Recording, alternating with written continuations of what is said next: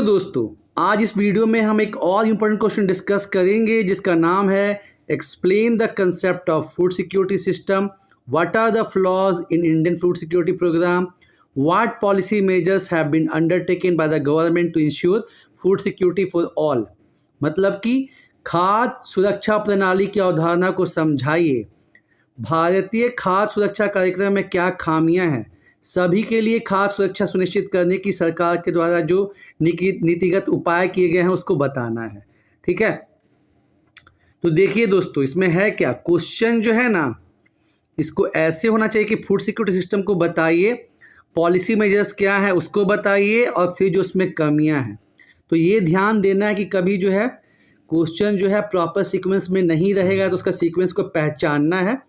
और तब और एक चीज़ क्या प्रॉब्लम होता है, जो नए स्टूडेंट है वो करते हैं, बाकी पुरानों को तो पता है कि जैसे जब कमियां पूछा है ना तो बस कमियां ही लिख के छोड़ देते हैं। ऐसा कभी नहीं करना है।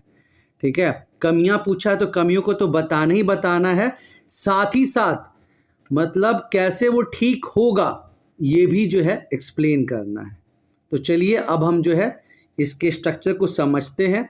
और यहाँ देखिए दोस्तों, आंसर में जो है हम जो मेन पॉइंट्स है वही बस डील कर रहे हैं। और ऐसा भी नहीं है ना कि बस यही आंसर हो सकता है, नहीं, एक बढ़िया आंसर हम आपको बता रहे हैं। इसमें आप मेहनत से और भी कुछ अच्छे अच्छे पॉइंट्स ऐड कर सकते हैं। ठीक है, ऐसा हमने आपको बताया था कि जो आंसर फॉर्मेटिंग है उसको पहले तैयार करना है, पहले जो है डिफाइन करना है। कोई भी क्वेश्चन पूछे तो डेफिनेशन क्या है, जैसे फूड सिक्योरिटी जो है, खाद्य सुरक्षा, ये होता क्या है। ठीक है, फिर क्यों ज़रूरी है, कैसे होता है, क्या क्या डायमेंशन है। फिर इसमें क्वेश्चन में क्या पूछा गया है कि जो गवर्नमेंट है वो मतलब जो फूड सिक्योरिटी उसको कैसे लोगों के लिए इंश्योर करती है वो बताना है। फिर चैलेंजेस को बताना है, फिर जो चैलेंजेस के लिए गवर्नमेंट क्या स्टेप ले रही है वो बताना है, फिर वे फॉरवर्ड, और फिर कंक्लूजन। मतलब इस हिसाब से डील करना है।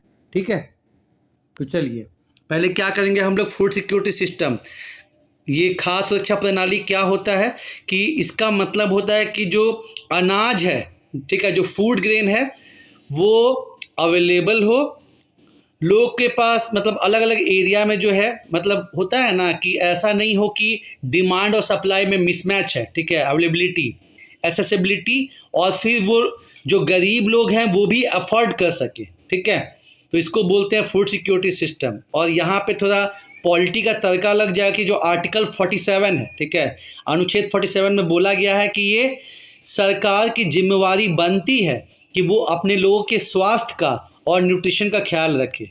ठीक है, यहाँ डेफिनेशन में ये भी आप ऐड कर सकते हैं कि जो फूड ग्रेन है उसको अपने सिटीजन को अवेलेबल कराना है। क्यों? देश के सामाजिक और आर्थिक विकास के लिए। ठीक है, जब लोग स्वस्थ रहेंगे, लोग जो है उनको फूड सिक्योरिटी अवेलेबल रहेगा, तभी तो फिर देश आगे बढ़ेगा। उसके बाद क्या तो हो गया, अब आते हैं क्यों पे, ऑब्जेक्टिव क्या है। तो जैसा आप जानते हैं कि भारत एक कल्याणकारी राज्य है, गरीबों का भी ख्याल रखना है, तो फूड सिक्योरिटी इंश्योर होगा तो गरीबी और भूखमरी जो है वो कम होगी, जो अलग अलग रीजनल डिस्पैरिटी है वो ख़त्म होगी, इसको जो है समावेशी विकास करने में मदद मिलेगा, और भारत जो है सतत विकास भी कर सकेगा। तो ये आपका ऑब्जेक्टिव हो गया। तो हमने अभी क्या देखा, क्या मतलब फूड सिक्योरिटी सिस्टम क्या होता है वो हमने अब यहाँ पे देखा। ठीक है, अब इसके कंपोनेंट क्या हैं। जो फूड सिक्योरिटी है, खाद्य सुरक्षा, उसके दो कंपोनेंट होते हैं। बफर स्टॉक, आप जानते ही हैं कि पास्ट में क्या होता था, मतलब अंग्रेजों के टाइम पे सुखाड़ पड़ता था और लाखों लोग मर जाते थे। तो गवर्नमेंट जो है फिर मतलब ब्रिटिश टाइम से ही जो है बफर स्टॉक ये होना जो है मेंटेन होना जो है स्टार्ट हुआ। और चावल गेहूं के अलावा अब सरकार जो है दालों का भी जो है, पल्सेस का भी जो है बफर स्टॉक रखती है, क्योंकि इंडिया लार्जेस्ट कंज्यूमर भी है दालों का। ठीक है, और उसके बाद आप पीडीएस सिस्टम तो जानते ही हैं। ठीक है, जन वितरण प्रणाली। और अब यहाँ देखिए एक मतलब डायग्राम बना देना है जो कि खाद्य सुरक्षा प्रणाली सिस्टम जो है वो इंडिया में कैसे कैसे इवॉल्व हुआ है। ठीक है, एक कोइंसिडेंस ही रहा कि आज़ादी के बाद एक हुआ कि एक कॉरपोरेशन होना चाहिए, जो किसानों से एमएसपी पे, मिनिमम सपोर्ट प्राइस पे जो है वो अनाजों का ले और उसके बाद गरीबों को जो है पीडीएस के थ्रू डिस्ट्रीब्यूट करे। और साथ ही साथ उसी समय जो है नॉर्मन बोरलॉग साहब जो है वो इंडिया में आए थे और एमएस स्वामीनाथन साहब के साथ मिलके जो है हरित क्रांति की शुरुआत हुई। क्योंकि आपको पता है कि अंग्रेजों की पॉलिसी के चलते भारत का जो सेल्फ सफिशिएंट अर्थव्यवस्था था वो बर्बाद हो गया था, किसान बर्बाद हो गए थे और अपना देश जो है अपने नागरिकों को खाना भी उपलब्ध नहीं करवा पाता था। तो इसको ठीक करने के लिए हरित क्रांति की भी शुरुआत की गई। आगे चल के जो है आंगनवाड़ी जो सेंटर्स है, जिसको इंटीग्रेटेड चाइल्ड डेवलपमेंट सेंटर बोलते हैं, उसकी शुरुआत हुई। मिड डे मील स्कीम चालू किया गया। उसके बाद जो फूड सिक्योरिटी सिस्टम है उसमें एपीएल बीपीएल का कंसेप्ट आया 1997 में, टारगेटेड पब्लिक डिस्ट्रीब्यूशन सिस्टम, और इसको और एक्सटेंड किया गया नेशनल फूड सिक्योरिटी सिस्टम में, मतलब एक्ट में, जो 2013 में आया।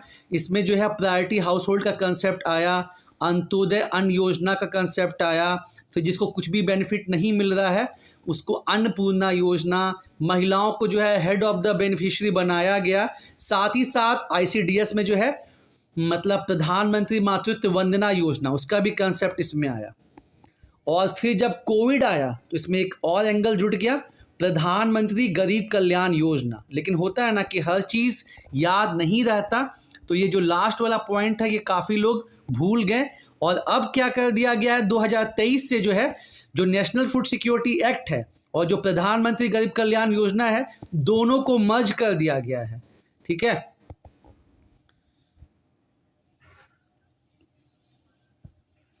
और ये सब चीज़ तो आपके आंसर को जो है यूनिक बनाता है और एग्जामिनर को तुरंत क्लियर हो जाता है कि बंदा या बंदी है उसको पता है भाई।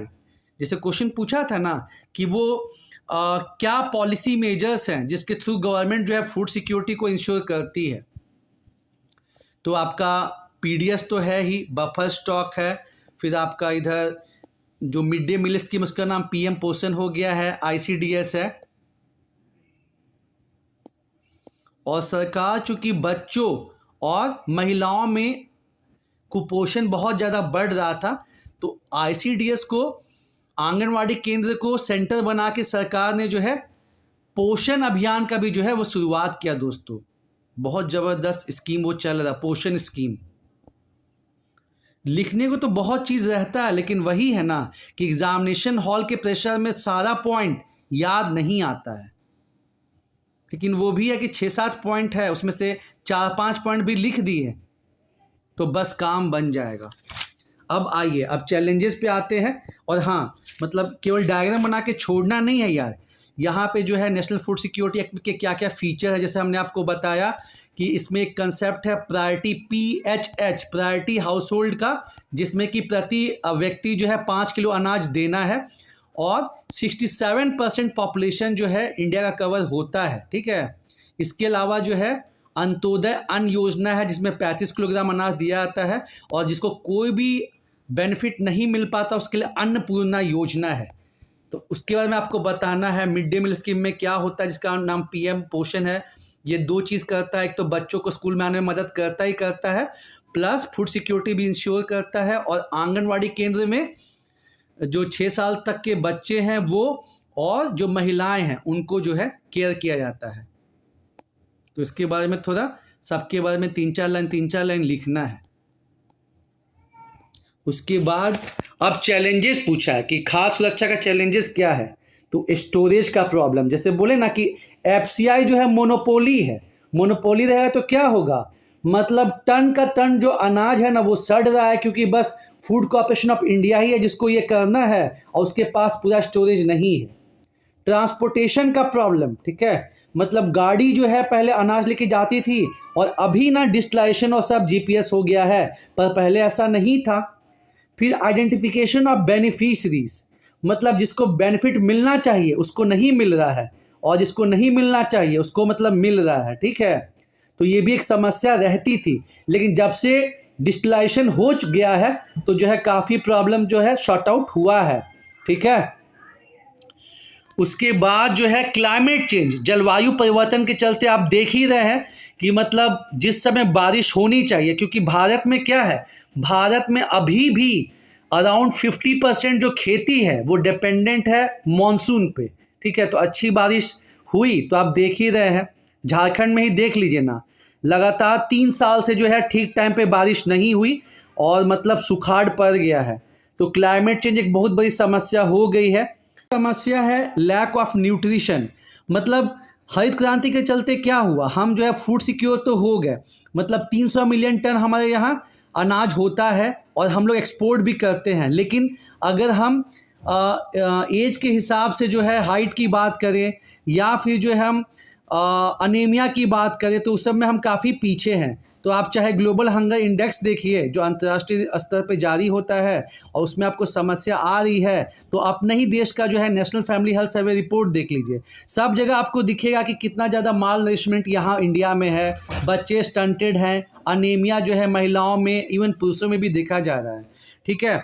और उसके बाद एक और समस्या है कि जो फूड सिक्योरिटी ज़्यादा से ज़्यादा लोग को हम मतलब प्रोवाइड कर रहे, जैसे कोविड में ही दिए, तो भारत का जो फूड सिक्योरिटी सब्सिडीज़ है वो बढ़ते ही जा रहा है।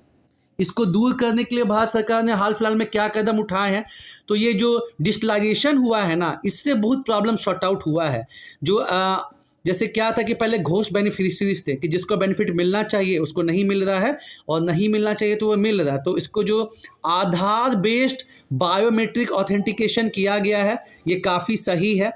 फिर जो व्हीकल्स पीडीएस के अनाज लेके जाते हैं उसका जीपीएस ट्रैकिंग किया गया है। क्लाइमेट चेंज से डील करने के लिए सरकार जो है मोटे अनाज को बढ़ावा दे रही है। श्री अन्न योजना में 500 करोड़ रुपया खर्च किया गया है। उसके बाद सरकार ने इसे बताया कि पोषण अभियान स्टार्ट किया है, स्पेशली बच्चों में कुपोषण दूर करने के लिए, महिलाओं में अनीमिया दूर करने के लिए पोषण अभियान चालू किया गया है और प्राइवेट प्लेयर्स को भी इन्वॉल्व करना स्टार्ट किया जाने लगा है।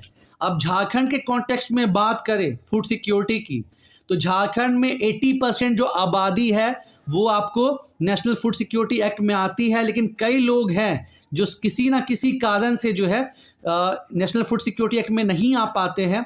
और संतोषी कुमारी और कई ऐसे जो है न्यूज़ में भी आया जिनको केवल चावल ना मिलने के चलते जो है उनका डेथ हो गया। तो झारखंड सरकार मतलब इसका काफ़ी मतलब होता है ना बदनामी हुई कि देखिए ऐसा भी राज्य है जहाँ पे ऐसा ऐसा प्रॉब्लम हो रहा है। तो झारखंड सरकार एडिशनली जो 80% पॉपुलेशन है उसको तो कवर करती ही करती है, एडिशनली जो है 25 लाख लोगों को जो है इस लिस्ट में जोड़ा गया है। डाकिया स्कीम जो है कि 35 किलोग्राम जो अनाज है आदिम जनजाति को उनके घर पे पहुंचाया जाता है। समर स्कीम जो है ये 3 साल का प्रोजेक्ट है महिलाओं और बच्चों में कुपोषण दूर करने के लिए, और साथ ही साथ जो मोटे अनाज है उनको बढ़ावा देने के लिए जो है 50 करोड़ रुपया जो है झारखंड सरकार ने भी जो है आवंटन किया है, ठीक है। मतलब स्टेट पीसीएस का एग्ज़ाम है ना, तो स्टेट वाला एंगल जहाँ जहाँ मुमकिन हो, जहाँ जहाँ आपको याद आए, ठीक है, वो डाल देना है। 4 पॉइंट नहीं भी याद रहे तो 2 पॉइंट डाल दीजिए, कुछ नहीं से कुछ बढ़िया। और उसके बाद अच्छा आगे बढ़ने से पहले एक बार देख लेते हैं क्या क्या स्ट्रक्चर रहा। पहले जो है खाद्य सुरक्षा जो है क्या है उसको डिफाइन किए, और भारतीय संविधान के अनुच्छेद 47 में दिया हुआ है कि ये सरकार का कर्तव्य बनता है कि वो अपने नागरिकों के हेल्थ का और न्यूट्रिशन का जो है ख्याल रखे। उसके बाद मकसद क्या है खाद्य सुरक्षा का वो हमने दिखाया, गरीबी भी भुखमरी को कम करना, अलग अलग क्षेत्र का जो असमानता उसको दूर करना।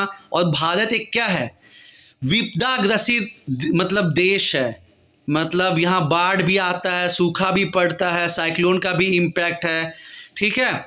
उसके बाद बारिश वाला भी प्रॉब्लम है। तो समावेशी विकास, सतत विकास सबके लिए ज़रूरी है, ठीक है। फिर कैसे इसका कंपोनेंट क्या है, तो बफर स्टॉक पीडीएस सिस्टम कैसे इवोल्यूशन हुआ, तो 1965 में जो है food corporation of India, buffer stock, minimum support price. उसके बाद हरित क्रांति का भी न्यू पड़ा 1986 में जो है आंगनवाड़ी केंद्र, मिड डे मील स्कीम। उसके बाद 1997 में वही टीपीडीएस सिस्टम मतलब बीपीएल एपीएल सिस्टम, और 2013 में नेशनल फूड सिक्योरिटी एक्ट, और फाइनली कोविड के टाइम पे प्रधानमंत्री गरीब कल्याण योजना। और अब दोनों को मर्ज कर दिया गया है, नेशनल फूड सिक्योरिटी एक्ट और प्रधानमंत्री गरीब कल्याण योजना को मर्ज कर दिया गया है। और जो पहले 67% कवरेज था ना, उसको बढ़ा के 80% कर दिया गया है अगले 5 साल तक। अब चैलेंजेस क्या है देखें हम लोग, स्टोरेज का, अनाज सड़ रहे हैं, बर्बाद हो रहा है, ट्रांसपोर्टेशन, बेनिफिशियरीज के आइडेंटिफिकेशन का, जलवायु परिवर्तन, lack of nutrition, food security subsidies बढ़ते जा रहे हैं। भारत सरकार क्या क्या कदम उठाई है वो हमने यहाँ पे देखा, और फिर झारखंड का एंगल भी देख लिया हम लोग कि झारखंड का एंगल क्या है। और फाइनली अब आगे की राह इकोनॉमिक्स में तो डालना ही डालना है। यहाँ पे आप शांता कुमार का जो है रिकमेंडेशन, मतलब ये हाई टाइम है कि सरकार जो है शांता कुमार रिकमेंडेशन को इम्प्लीमेंट करे। जो फूड कॉर्पोरेशन इंडिया है, जो ऑलरेडी डेवलप्ड स्टेट हैं जैसे पंजाब, हरियाणा, वेस्टर्न यूपी, जहाँ के किसान बहुत बड़े बड़े किसान हैं और खुशहाल हैं, एफसीआई वहाँ से फूड ग्रेन ना ले, स्टेट को छोड़ दे और फोकस करे ईस्टर्न इंडिया पे। क्योंकि रिपोर्ट में क्या आया था, रिपोर्ट में यही आया था कि जो 90% फूड ग्रेन जो कि मतलब एफसीआई लेती है, वो लेती है पंजाब, हरियाणा, वेस्टर्न यूपी से। तो फिर बताइए बिहार, झारखंड, उड़ीसा, ये सब जो किसान है उसको कहाँ से बेनिफिट होगा। साथ ही साथ प्राइवेट प्लेयर्स को अच्छे से इन्वॉल्व करना है। एफसीआई का जो मोनोपोली है वो ख़त्म होना चाहिए, ठीक है। उसके बाद अभी देखा जा रहा है कि पीएम पोषण में जो है गोल्डन राइस, ठीक है, मिलेट, मोटे अनाज, कोई कोई राज्य जो है वो अपने यहाँ दूध और अंडा भी इन्वॉल्व कर रहा है, ये बहुत वेलकम स्टेप है। फिर डी वार्मिंग वाला चीज़ हम यहाँ पे भूल गए, वो भी आप ऐड कर सकते हैं कि अब साल में 2 बार डी वार्मिंग का टैबलेट दिया जाता है ना। उसके बाद फार्मर्स को ट्रेन किया जाए, क्योंकि जलवायु परिवर्तन जो हो रहा है, ठीक है, तो अभी जैसे बजट में वो पॉइंट तो उस समय आया नहीं था कि सरकार अभी 1 करोड़ किसानों को जो है ऑर्गेनिक फार्मिंग में जोड़ेगी, ठीक है, या एग्रो फॉरेस्ट्री को बढ़ावा देना, वो सब चीज़ें भी जो है। साथ ही साथ किसान को क्या है, किसान को जो है जैसे अभी 2024 में एक बहुत अच्छा इनिशिएटिव लिया गया है कि हर ज़िले में जिसका जैसा कैपेसिटी है, जैसे अमूल का है ना कि हर ज़िले में जो है दूध का एक कोऑपरेटिव है, तो वैसे ही जहाँ मछली उत्पादन ज़्यादा है वहाँ उसके लिए मतलब बनाना है, फिशिंग कॉर्पोरेशन बनाना है, जहाँ मिल्क का है उसको वो करना है, ठीक है। हर तो कोऑपरेटिव जो है अलग अलग जगह पे बनेगा, ये काफ़ी सही है। उसके बाद फूड कूपन जो कि ब्राज़ील और कई दूसरे देशों में सक्सेस हुआ है, सरकार को ये भी ट्राई करना चाहिए। नहीं तो अभी क्या होता है, मतलब सरकार किसान से जो है चावल गेहूँ लेती है और फिर चावल गेहूँ जो है वही सब्सिडाइज रेट पे दे देती है, तो क्या ही मतलब होता है ना, कहाँ से न्यूट्रिशन मिलेगा यार। और लास्ट में कंक्लूजन कि भारत एस्पायर कर रहा है कि 2047 तक विकसित राष्ट्र बने, और इसके लिए ज़रूरी है कि भारत जो है वो फूड सिक्योरिटी से जो है मूव करे न्यूट्रिशन सिक्योरिटी की ओर। तो दोस्तों उम्मीद है आपको ये डिस्कशन पसंद आया होगा। हम आगे भी ऐसे इंपॉर्टेंट क्वेश्चन आपके लिए लाते रहेंगे, और बहुत जल्द हम लोग जो है इकोनॉमिक्स का मेंस आंसर राइटिंग बैच भी चालू करने वाले हैं।